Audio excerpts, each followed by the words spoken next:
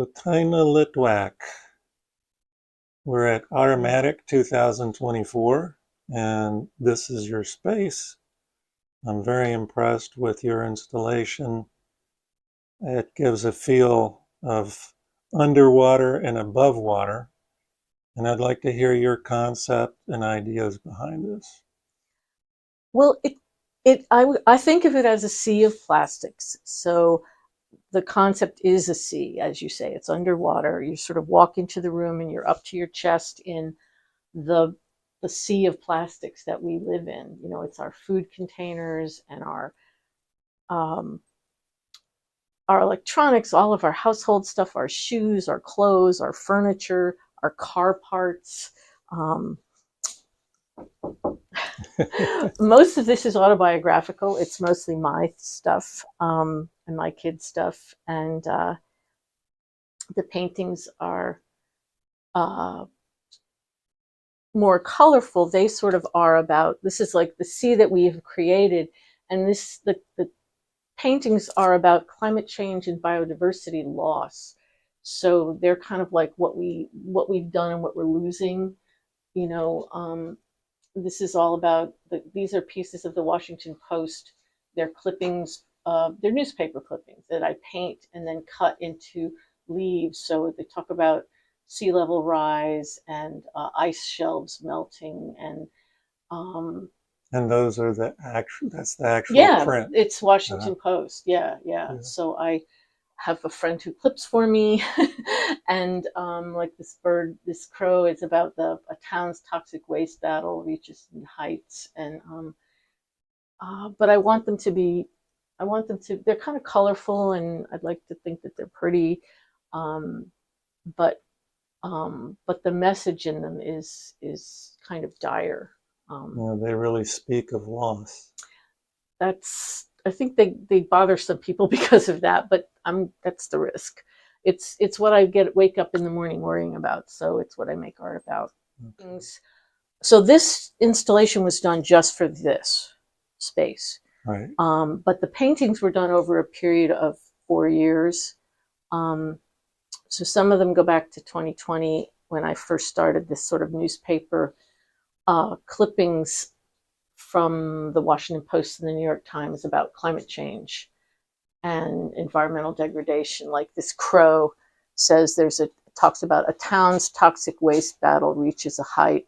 So that's just a headline from the Post that I cut out, cut out, and um, um, I have a bachelor's degree in biology, so I'm really worried about the biodiversity loss that we're experiencing. Right.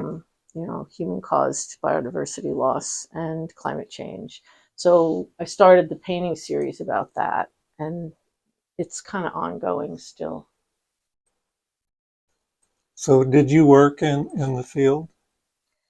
I'm a science illustrator for a living, Okay. so I work at the Museum of Natural History, You're still and working there? I still work full time. So this was all Uh-huh. just nights and weekends, a lot of late nights, and a lot of all my weekends. Uh-huh. for, um, and so, you know, I work with new species, invasive species, species that are being lost. So it's what I do in my day job too, but I don't get a chance to express much of my opinion about it. Mhm. So I started doing artwork so that I could express my sense of loss and my sense of urgency. So And you live this day to day. yeah, yeah, I do.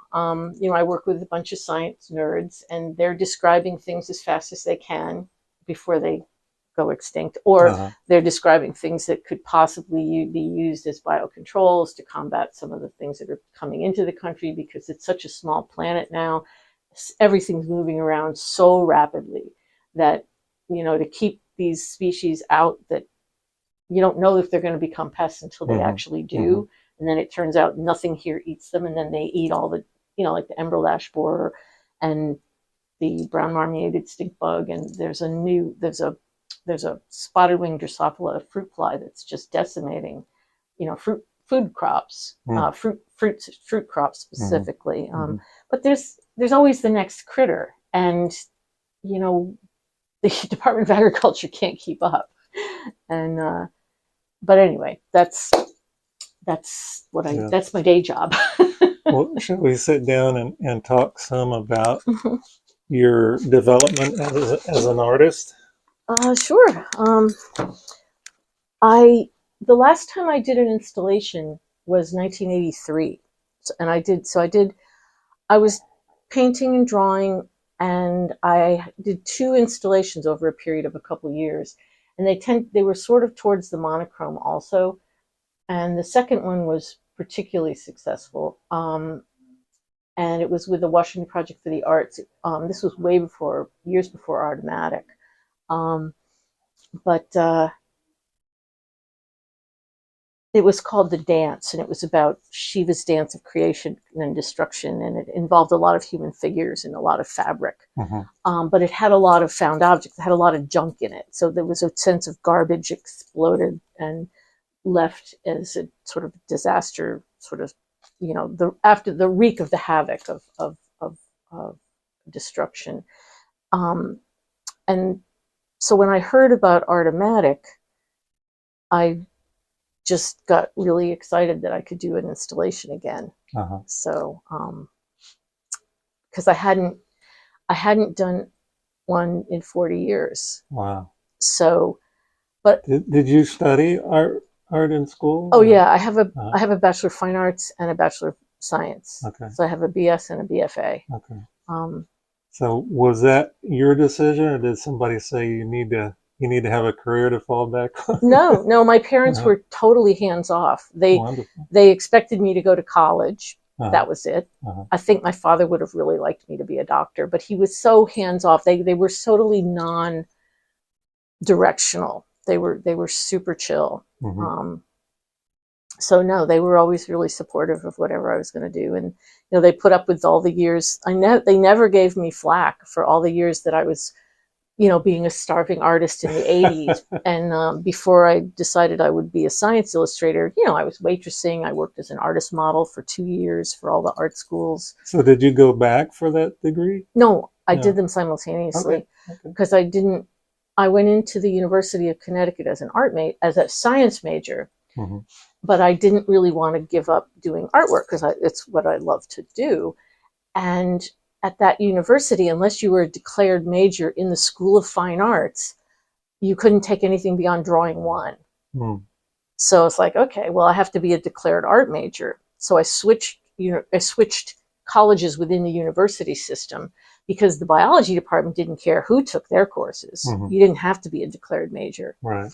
So basically I had an advisor in one school, an advisor in the other school, and it was a 5-year study program because to get the 2 separate degrees, you needed a certain, whatever the numbers were at that time. So I stayed 5 years and I got 2 undergraduate degrees, and I never did do a grad degree. Yeah.